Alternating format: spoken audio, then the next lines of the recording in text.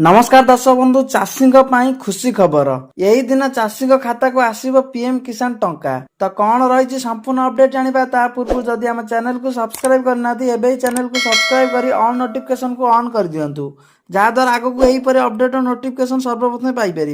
चाषी खुशी खबर आसंता अगस्ट 2 रे चाषी खाता को आसब पीएम किसान टंका 9,70,00,000 चाषी अकाउंट को आसब 20,500 कोटी वाराणसी चाषी अकाउंट को टंका पठेबे प्रधानमंत्री नरेंद्र मोदी डीबीटी जरिया प्रति चाषी खाता को आसब 2,000 टंका पीएम किसान चाषी आय को बढ़ाइबा सरकार अनेक प्रकार योजना आरंभ करिसेंती यही योजना अधीन सरकार वार्षिक 6,000 टंका अर्थात 2,000 टंकार 3 कोटी किस्ती चाषी अकाउंट को पठाउचंती प्रति 4 मास व्यवधान रे चाषी खाता को 2,000 लेखा टंका पठाउचंती मोदी एबे पर्यंत चाषी खाता रे 19 टी किस्ती पठा जाई सारिलानी यही किस्ती टंका खरीफ ऋतु माध्यम रे आसुची जहा कृषक मानकु सार विष अन्यान्य कृषि उपकरण क्रय करिबारे सहायता करूची।